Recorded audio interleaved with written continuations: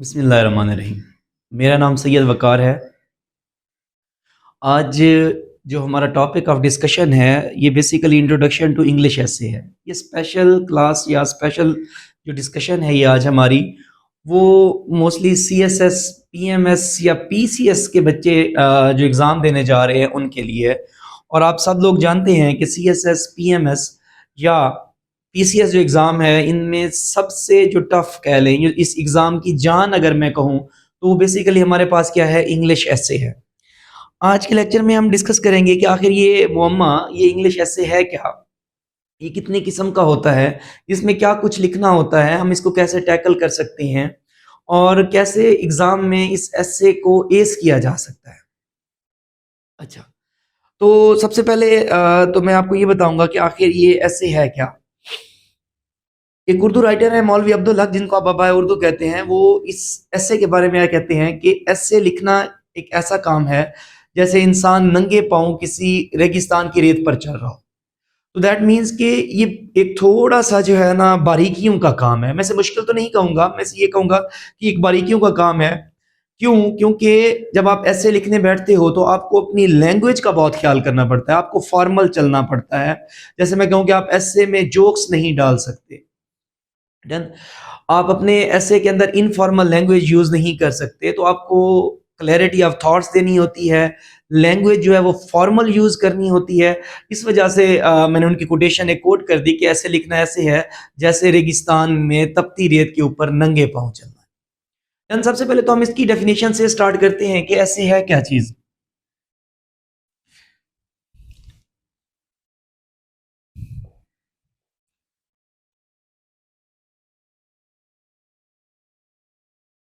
अच्छा जी, अगर इस ऐसे को मैं देखूं, तो वैसे तो ऐसे का मतलब होता है, अगर इसको मैं एज अ वर्ब लूं, कोशिश करना, जिसको हम लोग बोलते हैं एफर्ट या ट्राई। देन अगर मैं इसको एज अ नाउन लूं, तो कहता है शॉर्ट पीस ऑफ राइटिंग, कोई चीज लिखना छोटी सी। तो हम उस चीज को बेसिकली क्या कह रहे होते हैं, ऐसे कह रहे होते हैं। तो कोशिश के ऊपर तो मैं पहले ही बात कर चुका हूं कि ये एक फॉर्मल लैंग्वेज है, जिसमें आपको बहुत सारी चीजों का क्या करना पड़ता है, ख्याल रखना पड़ता है। अब पहली बात तो ज़हन में ये रख लें कि बहुत सारे लोगों में मार्केट में, कि जब आप जाते हो स्टूडेंट्स के पास, वो आपको कह रहे होते हैं कैसे लिखना बहुत मुश्किल है। या जब आप किसी के सामने C S S, P M S, P C S का नाम लेते हो, तो वो कहता है कि आपको यूफोरिक इंग्लिश लिखनी पड़ेगी, आपको फ्लोरी इंग्लिश लिखनी पड़ेगी, आपके पास बहुत ज़्यादा हैवी वोकैब होनी चाहिए। तो आज ये सारे कंसेप्ट शन ऑफ कर दें, क्योंकि ऐसे लिखने के लिए इन सारी चीज़ों की ज़रूरत नहीं पड़ती। ऐसे को एक सिंपल लैंग्वेज में लिखा जाता है, बिल्कुल आसान भाषा के अंदर, आसान ज़बान के अंदर लिखा जाता है, आसान इंग्लिश में लिखा जाता है, और छोटे-छोटे सेंटेंसेस बनाए जाते हैं ताकि पढ़ने वाले को समझ आ सके कि आप कह क्या रहे हैं, और उन सेंटेंसेस के अंदर बेसिकली क्या होना चाहिए, रब्त होना चाहिए। तो इस सारी कोशिश का नाम बेसिकली क्या है, एसे राइटिंग है। अच्छा, अब जब आप C S S, P M S, वैसे तो ऐसे लिखने के 101 तरीके हैं, डिफरेंट वेज में आप जाकर ऐसे को लिख सकते हैं। आप कोई भी तरीका अडॉप्ट करते हैं, या ये बेहतर होगा कि मैं कहूँ कि ऐसे को लिखने का कोई खास तरीका नहीं है स्टार्ट करने का, आप किसी तरीके से लिखते हैं। हाँ, कुछ चीज़ें हैं जिनका ख्याल ज़रूर रखा जाएगा ऐसे को लिखने के लिए, उनको देखते हैं बेसिकली। तो जो अहले इल्म है, उन्होंने इसी बुनियादों के ऊपर ऐसे को वैसे ड्यू टू इट्स फंक्शन कि कौन सा लिखने जा रहे हैं आप, उसकी बुनियाद पर ना ऐसे को डिफरेंट टाइप्स में ना डिवाइड किया हुआ है।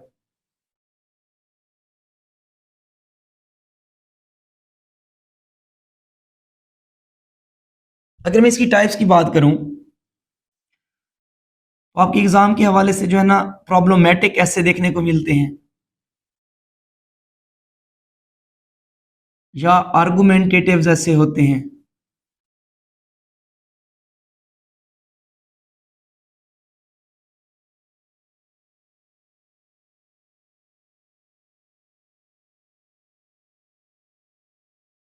एक्सपोजिटरी ऐसे मिलेगा आपको, लाइटरेरी ऐसे मिल जाते हैं। वैसे तो बहुत सारी हैं, नरेटिव को, डिस्क्रिप्टिव ऐसे को, वो अलग अलग रखता है। डिस्क्रिप्टिव ऐसे में आपने अपने पर्सनल एक्सपीरियंसेस लिखने होते हैं। तो वैसे तो बहुत सारी टाइप्स है, लेकिन आपके अमूमी तौर पर जब मैं C S S, P M S, P C S की बात करूंगा, तो हमें ये चार किस्म के एसेज देखने को मिलते हैं। सबसे पहले अगर मैं बात करूं प्रॉब्लमेटिक ऐसे की, तो इसमें वर्ल्ड प्लस इंटरनेशनल इश्यूज के ऊपर बात की गई होगी। वो इनके जो है ना बेसिकली मसाइल बताएगा, फिर कहेगा कि इन मसलों का हल क्या है, हम उनके सॉल्यूशंस किस तरह से निकाल सकते हैं। जैसे मैं प्रॉब्लमेटिक एसेस की बात करूं, वो कहता है इस्लामोफोबिया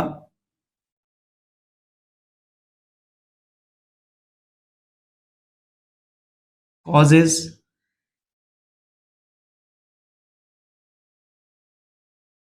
एंड कंसिक्वेंसेस। देखिए इस्लामोफोबिया जो है ना मुस्लिम वर्ल्ड के लिए एक मसला है। अब उसकी कॉजेज क्या हैं और उसके कंसिक्वेंसेस क्या होंगे। अब ये क्योंकि मसले को डिस्कस कर रहा है तो ये किस में आ जाता है, प्रॉब्लमेटिक ऐसे के अंदर आ जाता है।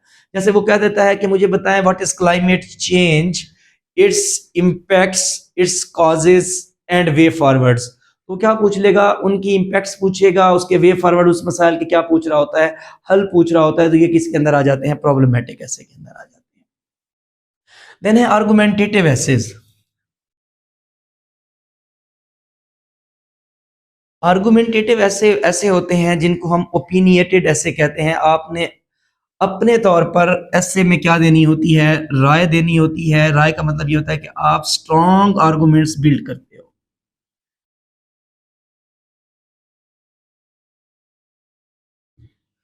Then, और इस ऐसे में आप लेफ्ट हैंड साइड ऑफ ऐसे को इज इक्वल टू करते हो right hand side.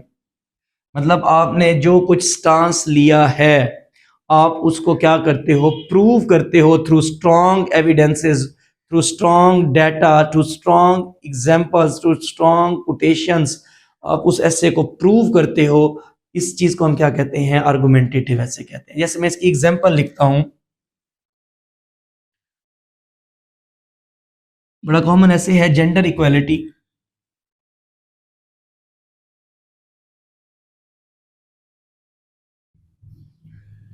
Is a myth. अब gender equality is a myth पे आप स्टांस बिल्ड करोगे, क्या ये मिथ है, पहली बात। आपने स्टांस बनाना है कि है या नहीं है। दोनों तरह से लिखा जा सकता है आर्गुमेंटेटिव ऐसे। अगर आप कहते हो जेंडर इक्वालिटी मिथ है, तो आप एग्जांपल्स दोगे, उससे साबित करोगे और एग्जामिनर को परसुएसिव अप्रोच दोगे, मनाओगे इस बात पर लिखने में कि हाँ जी जेंडर इक्वालिटी मिथ है। अगर आपने स्टांस लिया कि जेंडर इक्वालिटी मिथ नहीं है, तो फिर जो है ना आपने अगर उसके उलट स्टांस ले लिया है, तो भी आपको क्या करना पड़ेगा, प्रूव करना पड़ेगा। इस वजह से मैंने लिखा कि इसमें हम लेफ्ट हैंड साइड को राइट हैंड साइड से क्या कर रहे होते हैं, बैलेंस कर रहे होते हैं। ये बेसिकली हमारे पास क्या होते हैं, आर्गुमेंटेटिव ऐसे। जैसे मैं कह देता हूं कि man is born free but everywhere he is in chains, तो आपको ये बात अपने आर्गुमेंट्स के थ्रू एग्जामिनर से मनवानी पड़ती है कि अगर इंसान आज़ाद पैदा हुआ है और हर जगह वो चेन्स में है, आपने स्टांस लेना है कि हाँ वो चेन्स में है, तो उसको साबित करना पड़ेगा। अगर आप उसके उलट स्टांस ले लेते हैं कि नहीं, ये जो है ना मैन बॉर्न फ्री हुआ है, रोसो ने ये कहा कह दिया लेकिन वो गलत था इस बात पे, आज हमें इंसान आज़ाद नज़र आते हैं, तो उसको भी आप क्या करोगे, अपने स्टांस से प्रूव करोगे। तो इस तरह के एसेस को हम क्या कहते होते हैं, बेसिकली आर्गुमेंटेटिव ऐसे कहते हैं। चलिए जी नेक्स्ट देखते हैं कि उसके बाद जो एक्सपोजिटरी ऐसे है वो क्या है हमारे पास।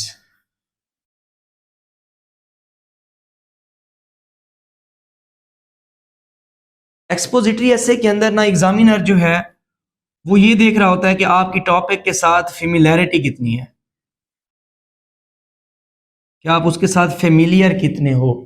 फेमिलैरिटी को मैं अगर आसान लिख दूं तो उस टॉपिक के ऊपर आपके पास इंफॉर्मेशन कितनी है।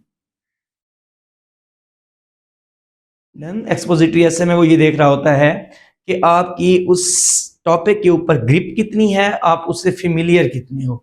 आप अपने एक्सपोजिटरी ऐसे के अंदर सिर्फ टॉपिक को क्या करते हो, डिस्क्राइब करते हो। आपको किसी चीज को प्रूव नहीं करना होता, आप चीजों के बारे में इंफॉर्मेशन दे रहे होते हो और अपने ऐसे में क्या दे रहे होते हो, उन चीजों को डिस्क्राइब किए जा रहे होते हो और अपने डाटे को सब्सटेंशिएट करते हो किस चीज के साथ, फैक्ट्स के साथ, फिगर्स, कोई एग्जाम्पल है उसके साथ। लेकिन आपने जनरली क्या होता है, डिस्कस करना होता है। जैसे मैं इसकी एग्जाम्पल दे दूं, वो कहता है the invention of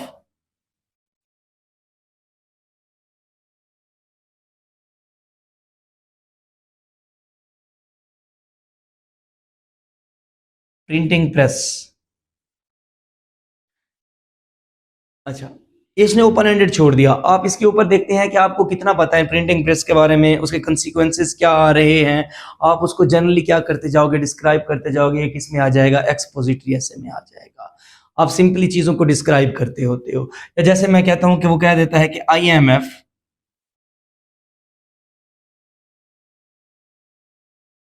bail out package.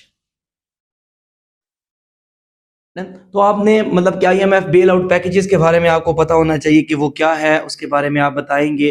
फिर आगे अगर वो थोड़ा सा बढ़ा भी दे ऐसे को, वो कहता है कि IMF बेल आउट जो है वो मतलब मैं कह देता हूँ कि वो आपके लिए ब्लेसिंग इन डिस्गाइज है।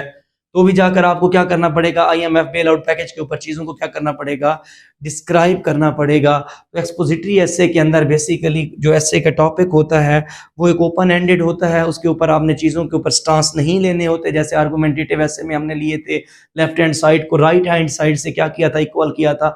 इसमें आपने चीज़ों को जनरली डिस्क्राइब करना होता है और जाकर एंड पे ट्रांजिस्टरी एक पैराग्राफ दे के कंक्लूड कर देना होता है चीज़ों को। एंड पे आते हैं लिटरेरी एसेज। लिटरेरी एसेज जो है ना बेसिकली वो लिटरेचर से रिलेटेड होते हैं। जैसे मैं इसकी एग्जांपल दे दूं, वो कहता है कि if gold rusts what shall iron do. अगर सोने को जंग लगता है तो आयरन कहाँ जाए। तो ये बेसिकली क्या है, लिटरेचर से रिलेटेड है। तो लिटरेरी एसेज में आ रहे होते हैं। तो लिटरेरी एसे बेसिकली क्या होती है, किसी भी चीज़ के ऊपर आपकी रिफ्लेक्शन थ्रू लिटरेचर होती है। वो चीज़ें बेसिकली उसने लिटरेचर से ली हुई होती हैं। जैसे मैं एग्जांपल दे दूं कि लाइफ गिव्स यू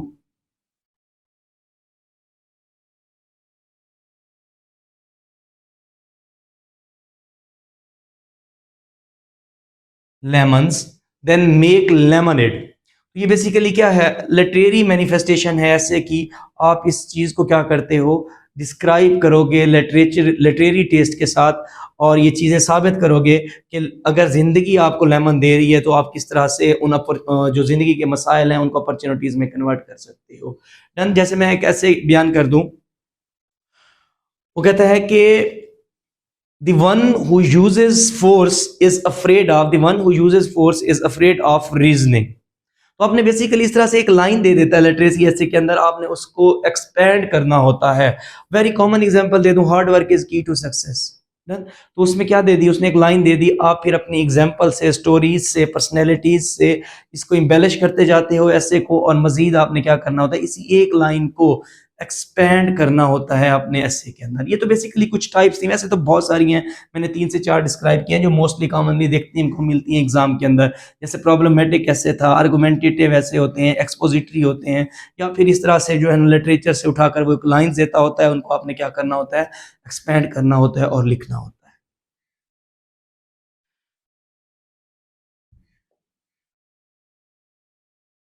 चलिए जी, नेक्स्ट ये है कि आखिर ये जो हम CSS PMS का एसे लिखते हैं,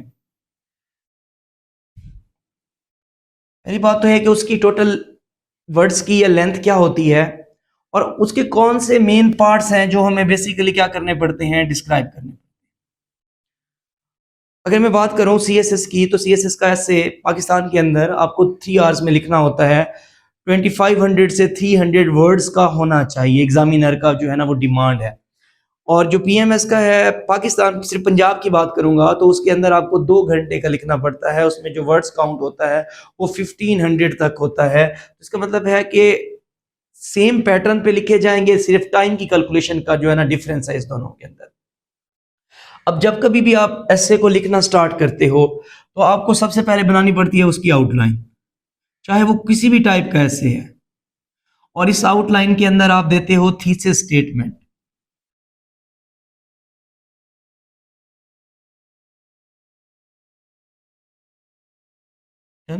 आउटलाइन को अगर मैं उर्दू में लिखूं तो खाका।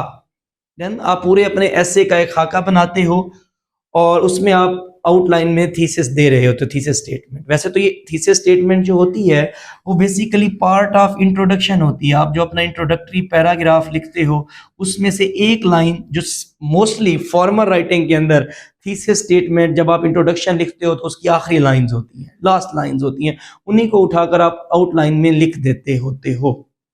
जब हमारी क्लासेस आगे चलेंगी तो मैं हर एक पार्ट को अलग-अलग एक्सप्लेन कर रहा हूँ। ये तो आज तो थोड़ा सा इंट्रोडक्टरी लेक्चर है हमारा। तो क्या कहते हैं कि थीसिस स्टेटमेंट क्या होती है, इंट्रोडक्शन का हिस्सा होती है, ये पूरे एस्से की हमारे पास क्या होती है, रिफ्लेक्शन होती है। अच्छा, अब ये जो आउटलाइन है इसको भी लिखने के मुख्तलिफ तरीके होते हैं। आप फ्रेजल फॉर्म के अंदर भी लिख सकते होते हैं और आप कंप्लीट एक सेंटेंस के तौर पर भी लिख सकते होते हैं। जैसे मैं इसकी एग्जांपल दे दूं, कहीं पर आप आइडियोलॉजी ऑफ पाकिस्तान पर लिख रहे थे तो आपने थीसिस स्टेटमेंट बनानी है। आप लिखते हो कि ideology of Pakistan is Islamic. अब ये जो आउटलाइन है ये बेसिकली स्टेटमेंट फॉर्म में लिखी है। उसके बाद अगर मैं इसको फ्रेजल बनाऊं तो मैं इसको लिखूंगा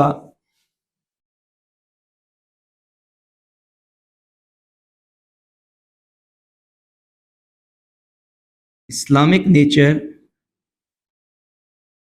ऑफ आइडियोलॉजी ऑफ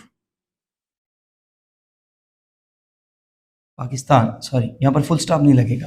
तो दूसरी जो है ये मैं आपको समझाने के लिए बता रहा हूँ, दूसरी जो है वो हमारे पास फ्रेज है, पहला सेंटेंस है। तो आउटलाइन जो है हमारी दोनों फॉर्म्स के अंदर बनाई जा सकती हैं। हम फ्रेज फॉर्म के अंदर भी लिख सकते होते हैं और हम क्या कर सकते हैं, बेसिकली स्टेटमेंट फॉर्म या सब्जेक्ट प्लस वर्ब और ऑब्जेक्ट की शक्ल में भी लिख सकते हैं।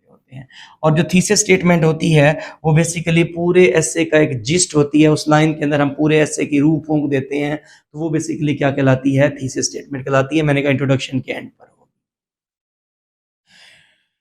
देन उसके बाद आउटलाइन के बाद जब हम नेक्स्ट पेजेस पे जाते हैं, हम अपना एस्से स्टार्ट करते हैं इंट्रोडक्शन से। किसी भी फॉर्मल राइटिंग के अंदर इंट्रोडक्शन जो होता है वो उस राइटिंग का 10 to 15% होता है। उसका क्या होता है, 10 to 15%। इसलिए हम अपने CSS या PMS के एग्जाम में इसको ऑलमोस्ट 150 वर्ड्स का रखते होते हैं। ये हतमी बात नहीं है, वो 150, 160, 170 हो सकते हैं, लेकिन हम लोग क्या रखते हैं, 150 वर्ड्स का रखते होते हैं एक अच्छा इंट्रोडक्शन। तो ये 10 to 20% होता है और 10 to 15% होता है किसी भी फॉर्मल एस्से राइटिंग के अंदर। फिर होती है एस्से की बॉडी। देन इस बॉडी को हम डिफरेंट पैराग्राफ्स में कन्वर्ट करते हैं।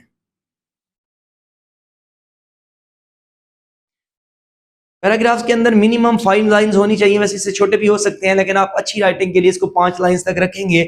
फिर मजीद ज़्यादा से ज़्यादा जो है ना आप जितनी ले जाएं, लेकिन ये हम कोशिश करते हैं कि छोटे छोटे हों, ब्रीफ हों और जो है ना कंसाइज भी हों और अकॉर्डिंग टू इन्फॉर्मेशन पैराग्राफ होने चाहिए।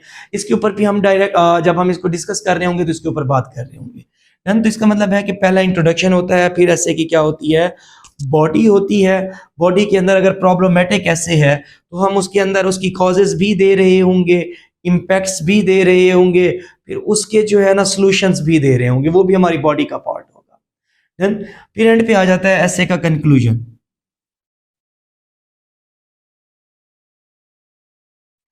ये जो कंक्लूजन होता है ये बेसिकली 10% होता है।